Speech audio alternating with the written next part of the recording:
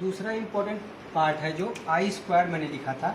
आई square से दो चीज़ें हैं, एक है इन्फेक्शन कंट्रोल, जिससे सैम में इम्यूनिटी डिक्रीज होती थी, इन्फेक्शन के चांस बहुत ज़्यादा होते थे, मैंने बताया था। ठीक है, तो इसमें 5 पॉसिबल कंडीशन बनते हैं, 5 पॉसिबल कंडीशन।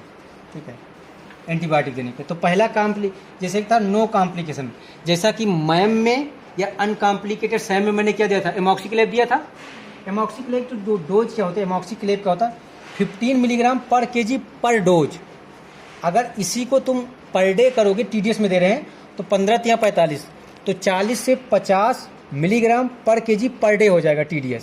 ठीक है, तो हमने पर डोज लिखा है, 15 या 45, 40 से 50 के बीच में आएगा, तो वही लिखा है 15 मिलीग्राम पर केजी पर डोज TDS में देंगे 5 दिन के लिए। तो अगर तुम्हें नहीं है तो कंडीशन याद करना, कौन से एंटीबायोटिक। डोज नहीं याद हो रहा कोई बात नहीं, कितने डे तक दे रहे ये, लेकिन JR के लिए ये इंपॉर्टेंट है तुम्हारे लिए, सिर्फ एंटीबायोटिक उसका नाम कंडीशन। दूसरा है, पहला नो कॉम्प्लिकेशन, दूसरा complication other than SDM। SDM बोले तो SDM का हो, वो SDM नहीं, यहाँ पे है S से है सेप्टिक शॉक, D से है डिसेंट्री, M से मेनिंजाइटिस। तो कॉम्प्लिकेशन अदर देन SDM। अब इसका मतलब समझो, आखिर हाइपोग्लाइसीमिया भी तो कॉम्प्लिकेशन था, हाइपोथर्मिया भी कॉम्प्लिकेशन था।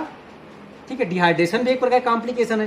तो अगर इन सब के अलावा, SDM के अलावा ये सब कॉम्प्लिकेशन जो मैंने बताया, तो वहाँ पे क्या 2 एंटीबायोटिक देना है, ध्यान दीजिएगा, एम्पिसिलिन और जेंटामाइसिन। जेंटामाइसिन अमाइनोग्लाइकोस, एम्पिसिलिन तुम्हारा पेनिसिलिन ग्रुप का है। तो एम्पिसिलिन का डोज क्या है, 50 मिलीग्राम पर केजी पर डोज TDS में, या तुम्हें यही कहीं लिखा रहेगा 150, कहीं लिखा रहेगा 100 to 150 मिलीग्राम पर केजी पर डे। मतलब सही सेम हुआ ना, अगर 3 बार दे रहे हैं तो 50 या 150 हो जाएगा वो भी। तो 100 to 150 कहीं लिखा रहेगा, या हम इसलिए ये वाला डोज सिंप्लीफाइड करें, 50 मिलीग्राम पर केजी पर डोज TDS। ठीक है, और जेंटामाइसिन जो देते हैं 7.5 मिलीग्राम पर केजी पर डे, ये OD में ही देते हैं, तो चाहे डे लिखो चाहे डोज। अगर केवल एक ही बार लिखे रहे हो, BD TDS में दे रहे हो, तो चाहे डे में लिखो चाहे डोज लिखो, मतलब तो सेम हुआ ना, समझ पा रहे हो ना ऐसी। तो जेंटामाइसिन का डोज फिक्स होता है 7.5 मिलीग्राम पर केजी पर डोज लिखो चाहे पर डे, OD में ही क्योंकि देते हैं। अब देखो, अगर ये है कंडीशन है तो यहाँ पे 7 दिन के लिए एंटीबायोटिक देंगे। अगर कॉम्प्लिकेशन अदर देन SDM है तो 7 दिन के लिए एंटीबायोटिक, 7 दिन। डोज क्या है ये मैंने बता दिया। ठीक है, अब अगर सेप्टिक शॉक है तो इसमें एंटीबायोटिक थोड़ा ज़्यादा डेंजरस कंडीशन है। तो एंटीबायोटिक कितने, 10 दिन के लिए देना है। देना क्या है, यहाँ पे क्या हुआ, जोन और जेंटा। जोन बोले तो सेफ्ट्रैक्सोन, 3rd जनरेशन सिफेलोस्पूरिन। ठीक है, किंग ऑफ एंटीबायोटिक, बहुत सबसे ज़्यादा जोन एंटीबायोटिक यूज होती है, सबसे ज़्यादा। जोन को पूरा नाम है सेफ्ट्रैक्सोन, हम लोग शार्ट में जोन लिखते हैं। तो ये क्या है, वही सेम डोज 50 मिलीग्राम पर केजी पर डोज, BD है, या कहीं लिखा रहेगा 100 मिलीग्राम पर केजी पर डे, या कहीं 100 से 150 लिखा रहेगा, डोज अलग अलग। जेंटा का मैंने डोज यहाँ नहीं लिखा क्योंकि ऑलरेडी जेंटा वही है, तो डोज सेम होगा। यहाँ ड्यूरेशन 10 दिन के लिए है। ठीक है, सेप्टिक शॉक में।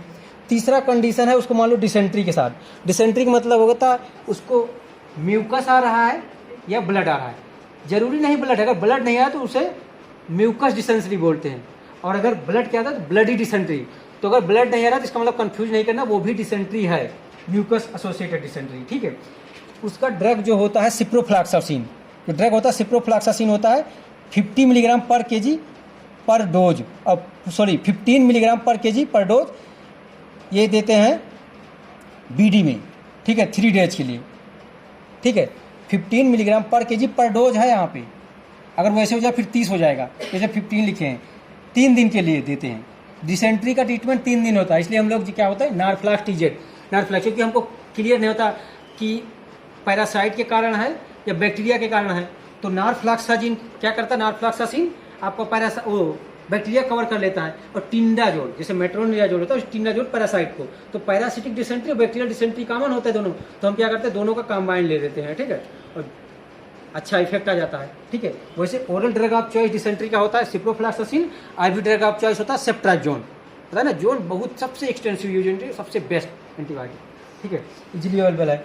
5वां कंडीशन है SDM का सेप्टिक शॉक, डिसेंट्री, मेनिंजाइटिस। अब मेनिंजाइटिस में ध्यान देना, मेनिंजाइटिस ट्रीटमेंट 14 दिन, सबसे खतरनाक दिमाग का इन्फेक्शन। ठीक है, सबसे ज़्यादा यहाँ 14 दिन के लिए एंटीबायोटिक दे रहे हैं। ठीक है, अगर मेनिंजाइटिस है 14 दिन के लिए, ठीक है। अगर न्यूनेट में तो 21 दिन के लिए देते हैं, तो ध्यान देना। इसमें देखते हैं टैक्सिम। अब टैक्सिम का होता है सिफोटैक्सिम, सिप और टैक्सिम, ठीक है। इसका पूरा नाम होता है टैक्सिम, हम लोग साथ में लिखते हैं। और अमिका, अब ध्यान देना, अमिका का जो डोज होता है जेंटा का दूना हो जाता है, तो वहाँ 7.5 था, 15 मिलीग्राम पर केजी पर डे ओडी, ठीक है। अब चाहे डे लिखो चाहे डोज लिखो, ओडी दे रहे हैं। जितने भी अमाइनो ग्लाइकोसाइड होते हैं वो सिर्फ ओडी डोज में दिए जाते हैं, चाहे जेंटामाइसिन हो, चाहे अमिकामाइसिन हो, चाहे जेटिलमाइसिन हो, चाहे तुम्हारा स्ट्रेप्टोमाइसिन हो, टीवी में पहले यूज होता था, ठीक है। कोई भी अमाइनो ग्लाइकोसाइड हो वो क्या यूज होता है, ओडी में, तो उसका डोज चाहे डे लिखो चाहे वो। और अगर टैक्सिम है तो 50 मिलीग्राम पर केजी पर डोज टीडीएस में, या इसी को दूसरे शब्दों में कहें 150 मिलीग्राम पर केजी पर डे, ठीक है। डोज अगर नहीं आते कोई बात नहीं, कितने दिन के लिए देते हैं, कौन से एंटीबायोटिक देते हैं, ये तुम्हारे लिए तो 5 कंडीशन इतने ही है। अगर डोज वो जेआर के लिए, रेजिडेंट के लिए इंपॉर्टेंट है। तो आपका इन्फेक्शन वाला कंट्रोल कैसे करना है, इन्फेक्शन कौन सी एंटीबायोटिक देना कितना, पूरा हो गया। 5 कंडीशन बन रहे हैं, ठीक है। इन्फेक्शन वाला ये पढ़ोगे घड़ी में दिमाग चकरा जाएगा एकदम, इतना सिंप्लीफाइड किए हैं, ठीक है। हालांकि इसको बहुत मेहनत करना पड़ेगा याद कर। तो तुम्हें 5 कंडीशन और उसके ड्यूरेशन कितने तक देते हैं, कौन सी एंटीबायोटिक दें, डोज मत याद करना, तुम्हारे लेवल के लिए, जीआर के लिए ये भी इंपॉर्टेंट है। अब देखो दूसरा जो बहुत इंपॉर्टेंट पार्ट है वो इनिशिएट फीडिंग। फीडिंग इनिशिएट करते हैं तो कैसे करते हैं, ये बहुत इंपॉर्टेंट पार्ट, ध्यान दीजिए इसको। इसको जो F75 होते हैं उसको क्या बोलते हैं, स्टार्टअप फीड, और जो F100 होता है उसको कैचअप डाइट बोलते हैं, ठीक है। तो स्टार्टअप नाम है तो स्टार्टअप, तो ध्यान देना, हम यहाँ एक एक वर्ड ये ध्यान देना।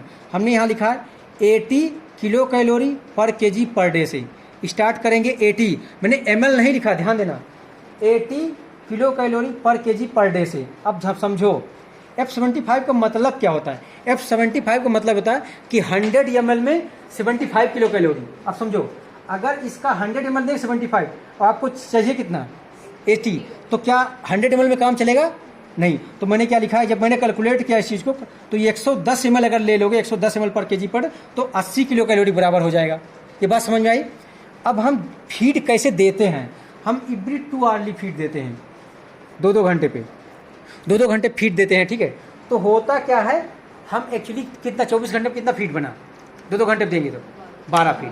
लेकिन एक चीज़ ध्यान देना, कभी 12 फीड हो नहीं पाता, रात 12 बजे तक फीड देते हैं, उसके बाद 2 बजे वाली और 4 बजे वाली फीड अक्सर मिस हो जाती है। सीधे भी 6 बजे जगेंगे अटेंडेंट, या जो भी स्टाफ रहेगा वो भी उससे भेजा था तो उसकी 6 बजे देगा, तो 2 और 4 बजे वाली फीड प्रैक्टिकली मिस हो जाती है, ठीक है। लेकिन एक्चुअली हमको थ्योरेटिकली दोनों आना चाहिए।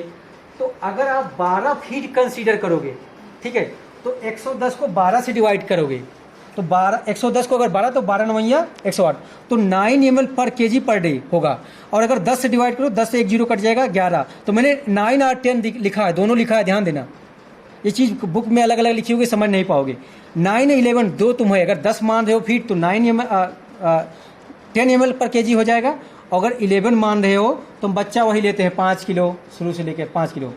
तो स्टार्ट 9 पचे 45 और 11 पचे 55, तो 45 ml या 55 ml 2 आवर्ली स्टार्ट करेंगे। अब ये करना कैसे, 3 फीड तक देंगे, हर 2-2 घंटे 3 फीड दिए। 3 फीड देने के बाद अब बढ़ा लेंगे, जहाँ 80 था वो कर लेंगे, मैंने यहाँ लिखा 3 फीड, 3 फीड इसका भी लिखा है। तो 3 फीड में 2-2 घंटे कितना, 6 घंटा हो जाएगा, 6 घंटा हो जाएगा टोटल ना। और फिर 3 फीड इसको 100 किलो कैलोरी। अब 100 किलो कैलोरी समझियो,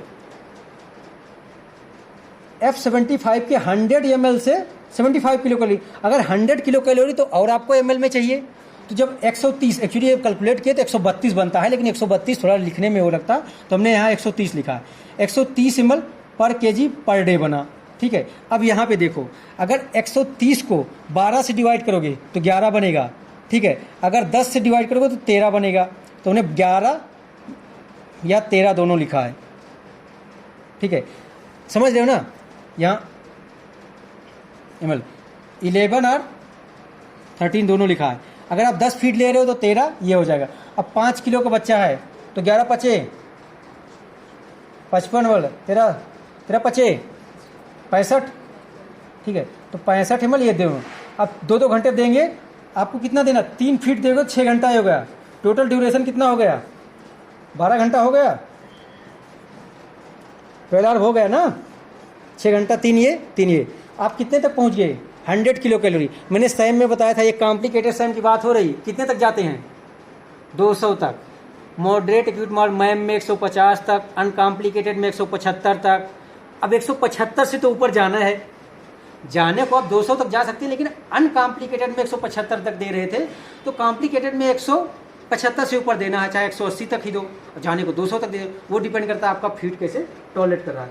तो अब देखो दूसरा चीज़ है, अगर यहाँ से 6 फीट हो गया तो आप डायरेक्ट क्या करते हैं, अगर 200 किलो कैलोरी तक जा सकते हैं, लेकिन जब इसको हम क्या करते हैं, जो 13 था उसको कहाँ पहुँचे, 22 ml पर kg पर डे। अगर 10 फीट के हिसाब से देखेंगे तो क्या बनेगा, 180 किलो कैलोरी पर kg पर डे।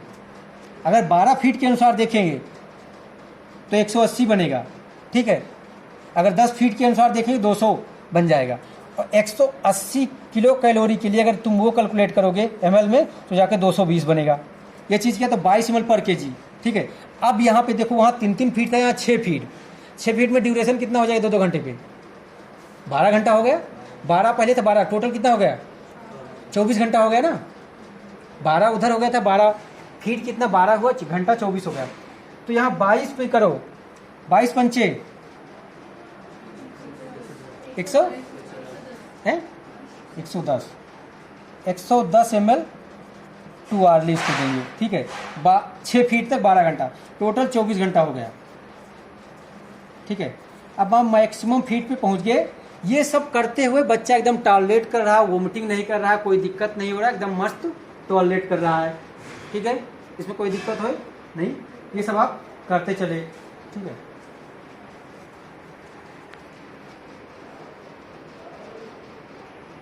अब देखो, अब यहाँ पे जब हम फुल फीट पे पहुँच गए, अब हमको यहाँ बच्चा अच्छे से टॉलरेट कर रहा है, सब कुछ हो रहा है, तो अब हम F75 को F100 में कन्वर्ट करेंगे, ठीक है। मैंने जैसे बताया था 22 ml पर kg से, या मान लीजिए 180 किलो कैलोरी पर kg पर डे, ठीक है। या अगर 200, मान लीजिए 200 किलो कैलोरी पर kg पर डे यहाँ तक पहुँच गया है, ठीक है। अब ये 200 जब वो था 220, 180 पे 220 बन रहा था F, और अगर उसको हम कर देंगे F100 कर देंगे तो 180 ml ही बनेगा ना, 220 नहीं, क्योंकि उतने में उतना है, ठीक है। अगर 200 रहेगा तो सीधे 200 ml पर kg पर।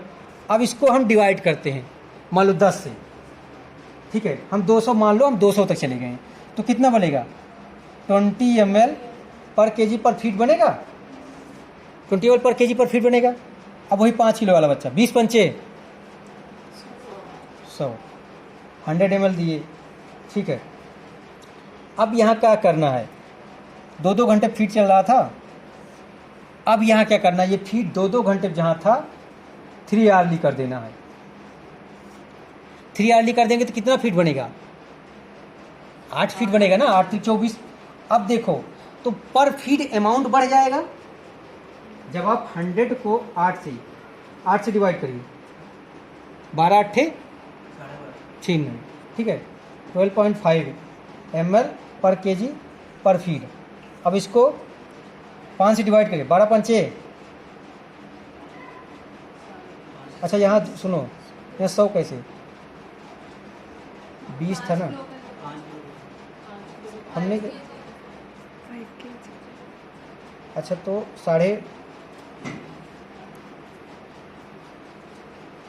नहीं हमारा, हमको इसको नहीं, सॉरी यहाँ डिवाइड करना, 200 ml पर kg चल रहा है ना, इसको डिवाइड करते हम, तो इसको डिवाइड, तो इसको हम डिवाइड करेंगे कितने से, 8 से, करो इसको डिवाइड, 8 दूनाई 16, 8 पन 40, 25 बनेगा ना, 25। अब 25 को 5 से करो, कितना हो जाएगा, 125 ml। अब कितना हो जाएगा, 3 आवर्ली, ठीक है, 3 आवर्ली। उसके बाद अब इसको और क्या कर दो, 4 आवर्ली कर दो। 4 आवर्ली करोगे तो कितने फीट, 4 6 24 होगा, 6 फीट बनेगा ना। अब उसी को कितने से डिवाइड करो, 6 से डिवाइड करो, 200 को 6 से डिवाइड करो,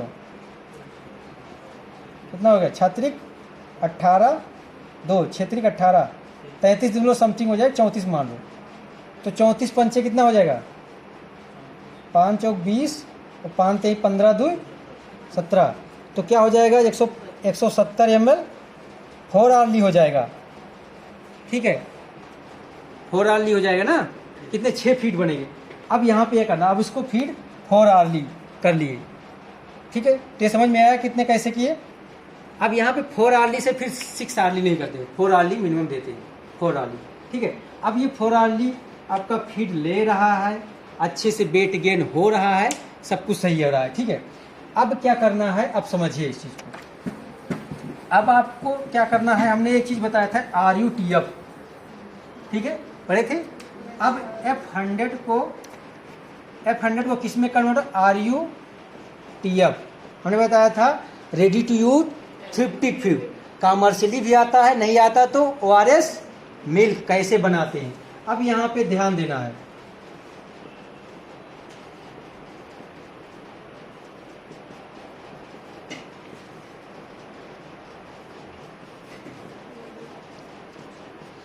अगर 15 किलो से ऊपर कोई हो जाएगा बच्चा तो सेम में होगा नहीं, तो आपका 4 क्राइटेरिया बनेगा। ठीक है, ये कैसे कितना कितना देना है RUTF।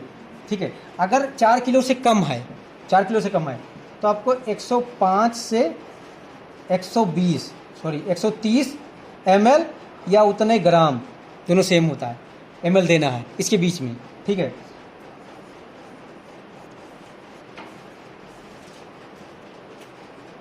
अगर 4 से 7 kg है तो 200 से 260 ml या ग्राम देना है। 7 से 10 है तो ये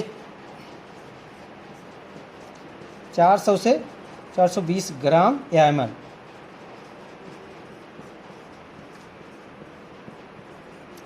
ये वेट के अनुसार इतना देना है आपको RUTF, चाहे आप बना के दो चाहे मार्केट से आ जाए। ठीक है, ये देना है RUTF।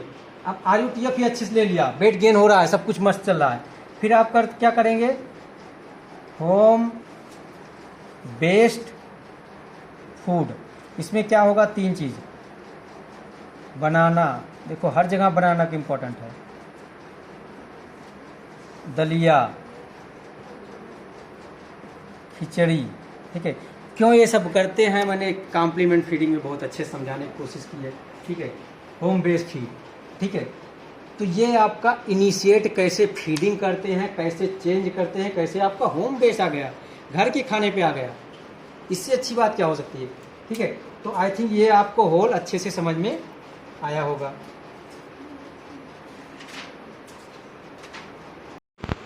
This last part of SAM is very important. Please read it thoroughly with concept.